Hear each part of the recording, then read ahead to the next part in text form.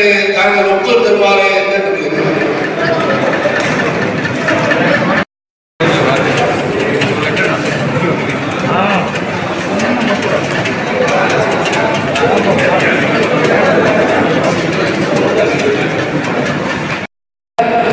வாலிபர் சங்கத்தினுடைய மாவட்ட தலைவர் இந்த மாநாட்டுக்கான தலைமை குழுவிலே நம்முடைய கட்சியுடைய செயற்குழு உறுப்பினர் கே வசந்தன் அவர்கள் தலைமை குழுவில் பத்திரிகை மற்றும் ஊடக நண்பர்களுக்கு என்னுடைய பணிவான வணக்கம்.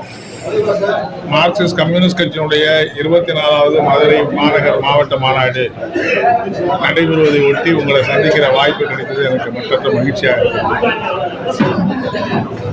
குறிப்பாக இன்றைய தினம் நாடு முழுவதும் பேசப்படுகிற பொருளாக மாறியிருப்பது மராட்டிய தேர்தலிலே பாஜக கூட்டணி அதிகப்படியான இடங்களிலே வெற்றி பெற்று ஆட்சி அமைக்கிற சூழல் என்பது நடந்திருக்கிறது. அது எல்லாருக்குமே ஒரு அதிர்ச்சியாகவும் அதிர்ச்சி அளித்திருக்கிறது. இது எவ்வாறு நடந்தது என்பதை பற்றி பலரும் பல கோணங்களில் ஆய்வு செய்து கொண்டிருக்கிறார்கள். ஆனால் தொடக்கமாக எல்லாருமே சொல்ற ஒரு விஷயம் என்னன்னா, பாரதிய ஜனதா கட்சி தமிழ்நாடு உள்ளிட்ட வேறு பல மாநிலங்களில் மக்கள் நல திட்டங்களுக்கு அறிவித்திருக்கிற இந்த இலவசங்கள் எல்லாம் கூடாது, இது இலவசங்களே ஒரு வாக்காளர்களை கரப்ட் பண்ற ஊழலில் ஈடுபடுத்துகிற விஷயம் என்றெல்லாம் பெரிய கண்டனத்தை எல்லாம் தெரிவித்தார்கள். இந்த மாதிரி இலவசங்கள்லாம் தேர்தலில் அறிவிக்கவே கூடாது என்று பாஜகவுடைய தலைவர் உச்ச நீதிமன்றத்தில் உயர் நீதிமன்றங்களில் வழக்கெல்லாம் கூட போட்டாங்க. ஆனால் அதே பாஜக தான் மராட்டிய தேர்தலில் நாங்கள் வெற்றி பெற்று ஆட்சிக்கு வந்தால் அந்த மாநிலத்துக்கு எல்லா பெண்களுக்கும் மாதம் 1500 ரூபாய், எப்படி தமிழ்நாட்டில் 1000 ரூபாய் மக்கள் உரிமை தொகை வழங்கப்படுகிறதோ அதே மாதிரி 1500 ரூபாய் நாங்கள் இலவசமாக வழங்குவோம் என்று அவங்க அறிவித்தாங்க. ஆகவே மற்ற மாநிலங்களில் மற்ற கட்சிகள் இப்படிப்பட்ட திட்டங்களை அறிவிக்கிற போது அந்த இலவசங்களை எதிர்த்த பாஜக இன்னைக்கு தன்னுடைய தேர்தல் வெற்றி என்று வருகிற போது 1500 ரூபாய் பெண்களுக்கு கொடுப்பது என்று அறிவித்திருப்பது என்பதுதான் அவர்களுக்கு இந்த வெற்றிக்கு அடிப்படையான காரணம். ஆகவே பாஜகவை பொறுத்த வரையில் அவங்க மற்றவர்களுக்கு ஒரு நியாயம், அவங்களுக்கு ஒரு நியாயம், அவ்வளவுதான். மற்றவங்க செஞ்சால் தவறு, ஆனால் அவங்களுடைய தேர்தல் வெற்றிக்கு அவங்க செய்கிற போது அது நியாயம் என்று சொல்லுகிற ஏற்பாடு தான் இருக்கிறது. இருந்தாலும் அந்த தேர்தல் வெற்றி எப்படி நடந்தது என்பதை எல்லாரும் இன்னைக்கு ஆழ்ந்து பரிசீலிக்க வேண்டிய தேவை என்பது ஏற்பட்டிருக்கு என்பதுதான் நான் இந்த நேரத்தில் சொல்ல விரும்புகிறேன். அதே மாதிரி வரக்கூடிய நாடாளுமன்ற கூட்டம் நாளை மறுநாள் துவங்க இருக்கிறது. அந்த கூட்டத்தில் மோடி அரசாங்கம் மிக மோசமான, அதாவது மராட்டிய வெற்றியை அடிப்படையாக வைத்துக்கொண்டு மிக மோசமான சட்டங்களை நிறைவேற்றுவதற்கான முயற்சிகளை அவங்க மேற்கொள்றாங்க. குறிப்பாக நீங்கள் பார்த்தீங்கன்னா ஒரே நாடு ஒரே தேர்தல் என்பதை இந்த சட்டமன்றத்திலே இந்த நாடாளுமன்றத்திலே நாங்கள் முன்மொழிய போகிறோம் என்று அறிவித்திருக்கிறார்கள். அப்படி ஒரே நாடு ஒரே தேர்தல் என்று வரும் என்று சொன்னால் அது இந்த நாட்டினுடைய 26ஆம் தேதி நம்முடைய அரசியல் சாசன தினம் என்பதை நாடு முழுவதும் கொண்டாட போகிறோம். அந்த அரசியல் சாசனம் உருவாக்கப்பட்டு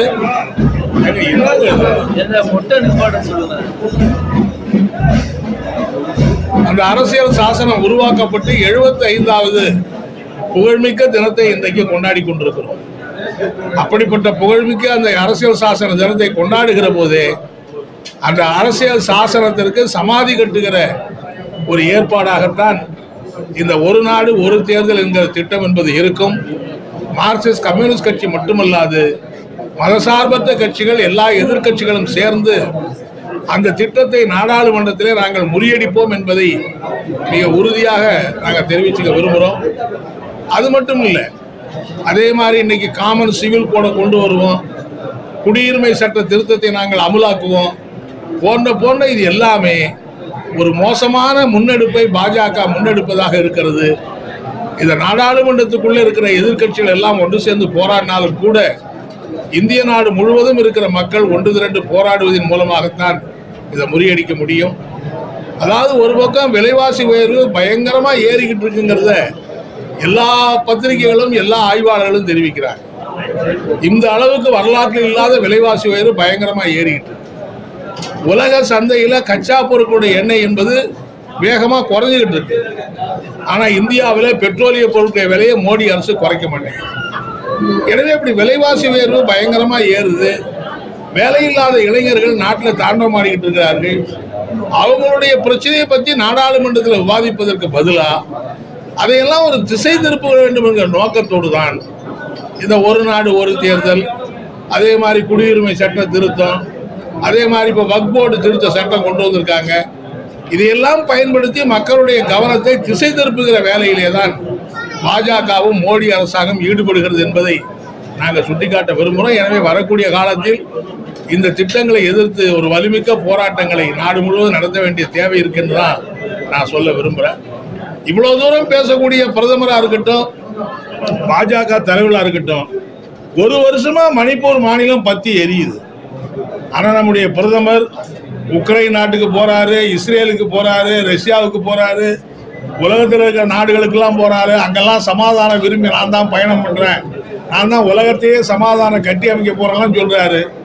ஆனா சொந்த நாட்டில் ஒரு வருஷமா ஒரு கலவர பூமியாக மாறி ராணுவத்தை அனுப்பி கூட அங்கே கலவரத்தை அடக்க முடியாத அந்த மாநிலத்துக்கு மோடி போவாது இருப்பது வன்மையான கண்டனத்துக்குரியது. அப்படியானா இவங்க தான் அந்த கலவரத்தை இவங்களே கலவரத்தை தூண்டி விட்டாங்க. இப்போ தூண்டி விட்டவங்க அடக்க முடியாம அவசரப்படுறாங்கிறது தான் நம்ம பார்க்க வேண்டியிருக்கு என்று தான் நான் சொல்ல இந்த நேரத்தில் விரும்புகிறேன். அடுத்து தமிழ்நாடு அரசியலை பொறுத்தவரையில் பலரும் பல அரசியல் தமிழக அரசு வருகிற 25ஆம் தேதி கூட சட்டமன்ற கூட்டம், டிசம்பர் மாதம் 25ஆம் தேதி சட்டமன்றத்தை கூட்ட போகிறதா அறிவிச்சிருக்காங்க. டிசம்பருக்கு அறிவிச்சிருக்கிறாங்க. எங்களை பொறுத்தவரையில் தமிழக அரசு, திமுக அரசு அவங்க ஏற்கனவே கொடுத்த வாக்குறுதிகளை கிட்டத்தட்ட 3 ஆண்டுகள் நிறைவேறி போச்சு. அந்த வாக்குறுதிகளை எல்லாம் வேகமாக நிறைவேற்ற வேண்டும் என்று நாங்கள் கேட்டுக்க விரும்புகிறோம். எங்களுடைய நடைபெறக்கூடிய பல்வேறு மாவட்ட மாநாடுகளில் அந்த வாக்குறுதிகளை நிறைவேற்றுங்கள் என்று திரும்ப திரும்ப வலியுறுத்தி தீர்மானங்களை எல்லாம் நிறைவேற்றி இருக்கிறோம். குறிப்பாக அரசு ஊழியர்கள், ஆசிரியர்களுடைய பிரச்சனை, தொழிலாளர்களுடைய பிரச்சனை போன்ற பிரச்சனை எல்லாம் ரொம்ப தூரம் கிடப்பில் போட்ட மாதிரி கிடக்குது.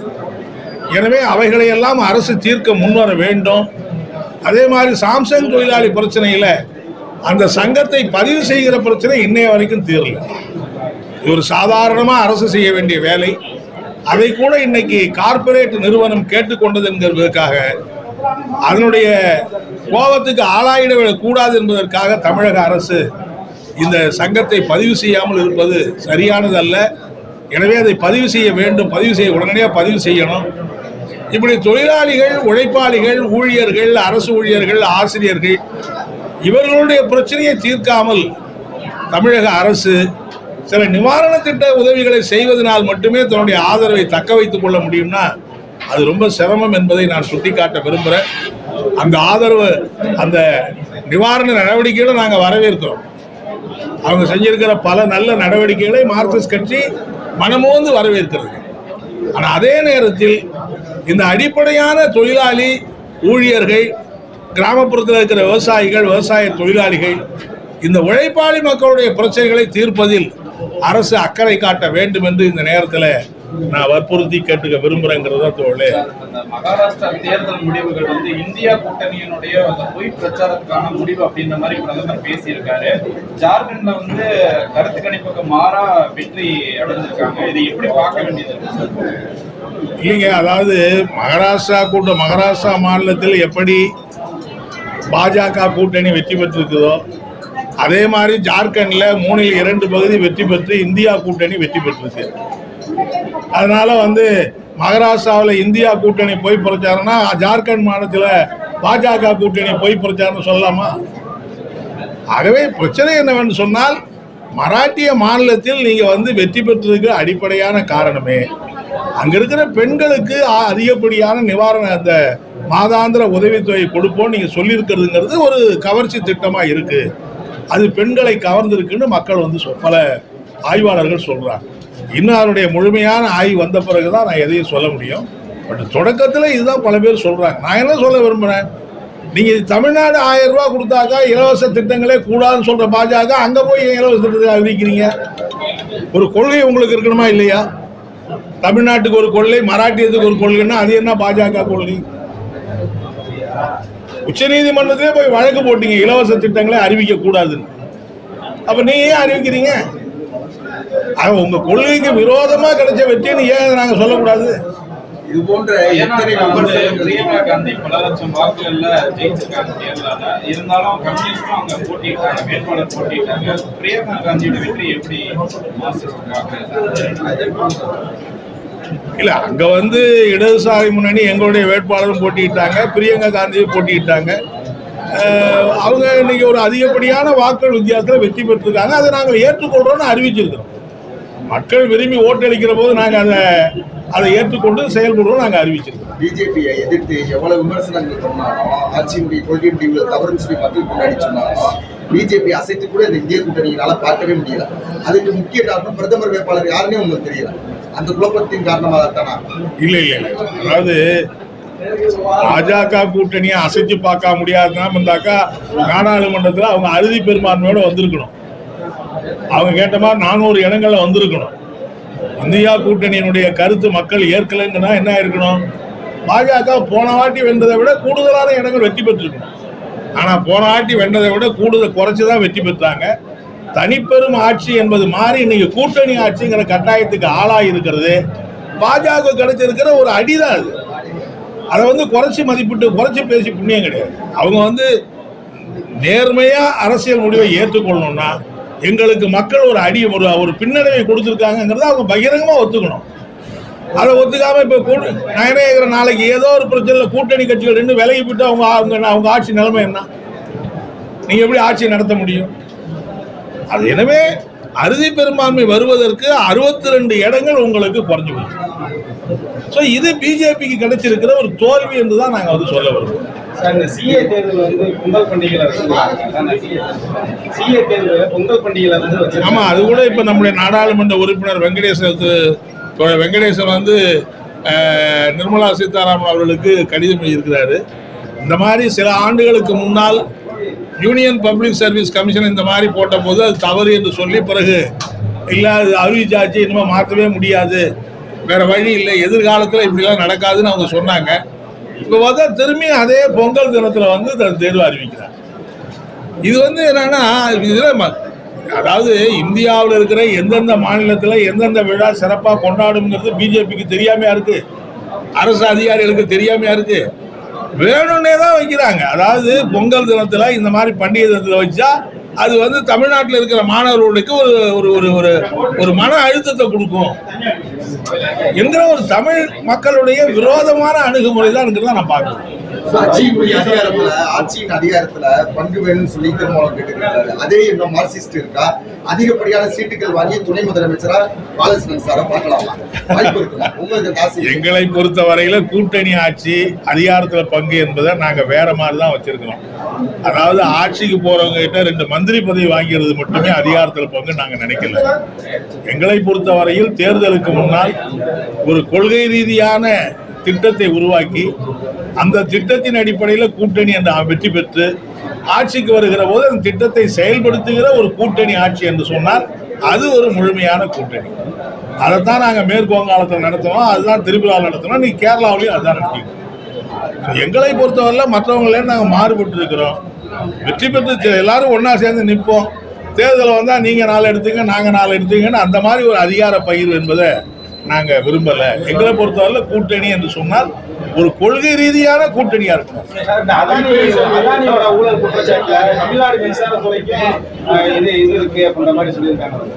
இல்ல, நான் ஏற்கனவே நேற்று எங்களுடைய பொசிஷத்தை தெளிவுபடுத்திருக்கோமே.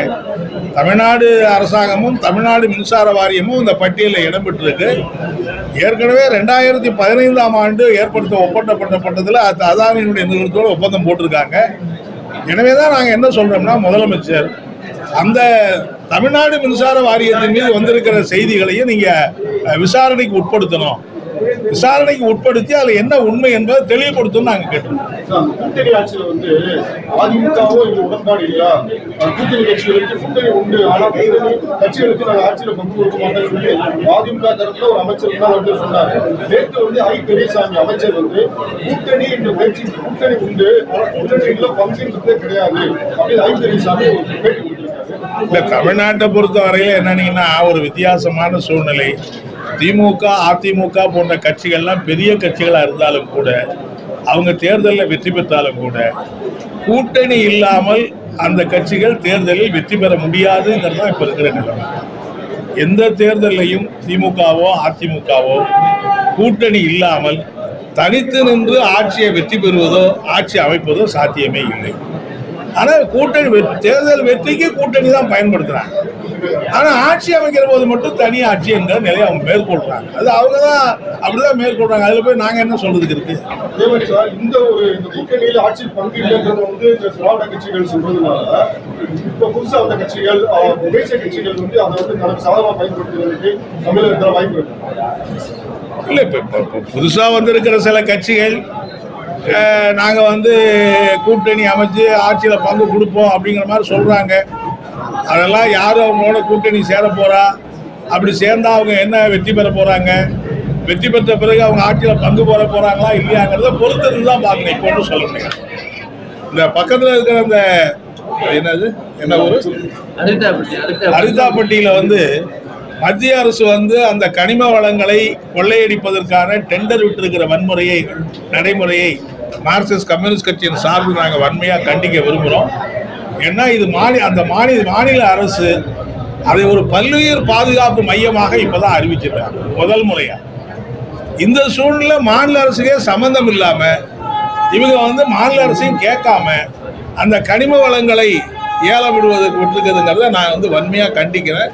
தமிழ்நாடு அரசை பொறுத்தவரை நாங்கள் வந்து அதுக்கு அனுமதி கொடுக்க மாட்டோம்னு சொல்லியிருக்காங்க. அதையும் நாங்கள் வரவேற்கிறோம்.